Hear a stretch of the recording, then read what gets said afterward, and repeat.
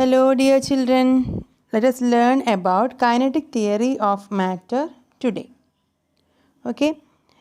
Before that, let us have a look at the different states of matter.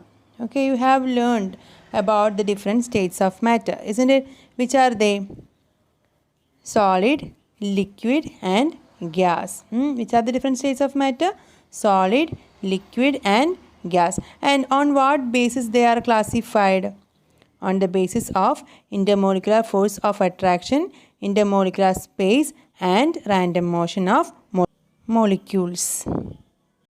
You also know that solids have a definite shape and definite volume. Liquids have definite volume but no definite shape. Gases have neither a definite shape nor a definite volume. All these characteristics we can explain on the basis of intermolecular force of attraction, intermolecular space, and random motion of the molecules. These 3 points, that is intermolecular force of attraction, intermolecular space, and random motion of molecules, form the basis of kinetic theory of matter. Kinetic theory is the theory which explains the different states of matter, how each of the state is formed. It is explained by the kinetic theory of matter, and we explain each of these state, whether it is solid, liquid, or gas, on the basis of intermolecular space, intermolecular force of attraction, and random motion of molecules in kinetic theory of matter. First of all, let us see what is this kinetic theory of matter. The kinetic theory is a theory which reveals that any substance, whether solid, liquid, or gas, is made up of tiny particles called atoms, molecules, or ions, which are in constant motion. And it is called as the kinetic theory of matter. Okay, so it is a theory which reveals that any substance, whether it is solid, liquid, or gas, is made of tiny particles called atoms, molecules, or ions, and these atoms, molecules, or ions are in constant random motion. This is the basic theory of kinetic theory of matter. Now let us see the postulate. What are the theorems behind that? What all things are included in that? First one is that, which you have already learned. Matter is composed of very small particles called atoms and molecules. That you know very well, isn't it? Matter is composed of very small particles called atoms and molecules. And this one you haven't learned. The constituent particles of a kind of matter are identical in all respects. Okay, so the constituent particles, whether it is a molecule, whether it is a atom, whether it is an ion, all are identical, all are the same, all throughout that particular matter. They are identical in all respects. This one you have to keep in mind, this second point, because further when you go into the next theories, there is a slight change. We will learn a little change from this second postulate. Okay. The third point is that particles have spaces or gaps between them, which are known as interparticular or intermolecular spaces. This also we have learned. So there are spaces between the particles of a matter. And fourth point, there exists a force of attraction between the particles of matter which holds them together. This force of attraction is known as interparticular or intermolecular force of attraction. This also we have learned in the previous class, so I am not explaining it again. Okay. Then particles of matter are always in a state of random motion and possess kinetic energy, which increases with increase in temperature and vice versa. So they are always in constant random motion. The speed of the motion increases with increase in temperature and decreases with a decrease in temperature. These are the postulates of kinetic theory of matter. So we are going to explain the different states of matter on the basis of these different postulates.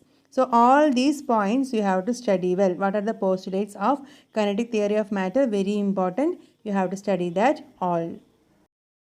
In this picture, you can see the position of molecules in solid, liquid, and gaseous states. Okay, so you know that in the case of solids, the molecules are closely packed together and there is a great force of attraction between them.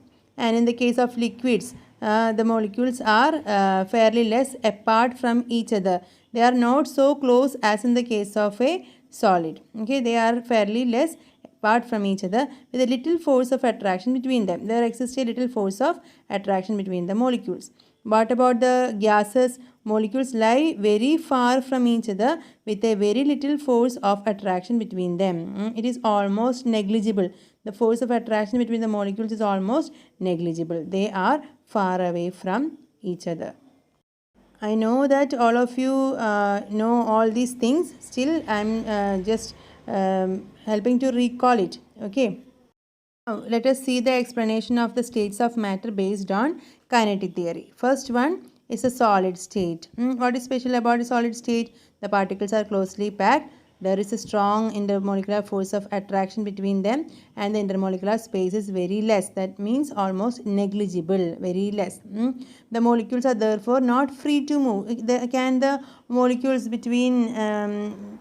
molecules in a solid move easily? They cannot move because there is no intermolecular space between them. So these particles are only each molecule is able to vibrate in their position. They cannot move about, they can just vibrate in their position. That is why the solids are hard, rigid and difficult to compress. So they have a definite shape and size.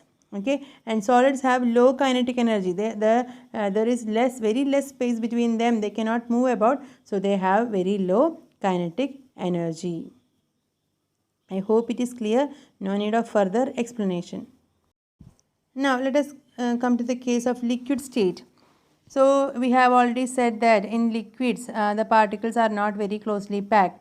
They have space between them and the intermolecular force of attraction is not as strong as in the case of a solid. So the particles are able to move freely. The particles are able to move freely and randomly and the kinetic energy is higher than that of the solids. So you know if you are in a room where only few people are there, you are free to move about, isn't it? But if you are in a room which is heavily packed with people, will you be able to move about? You won't be able, isn't it? This is the same case in the case of the molecules also. Okay, so that is why they have more intermolecular space, less intermolecular force of attraction. Because of that the liquids can flow and they take the shape of the container to which it is poured. Okay, but they have a fixed volume. And when it comes to the gaseous state, what about the intermolecular force of attraction? Is there any intermolecular force of attraction?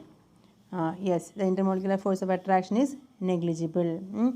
And what about the particles? They lie far away from each other and there is a lot of intermolecular spaces. Then what will happen? The molecules are free to move about. They can fill the entire available space. Okay, and the particles have high kinetic energy because they are not blocked anywhere. So they have high kinetic energy. So and during the motion these particles collide with each other and also with the walls of the container. So the gases do not have a fixed shape or volume. They completely fill up the space available to them. That is why if we open the spray bottle inside a room, the whole room will get the smell of the spray, isn't it? Because the molecules fill the entire available space.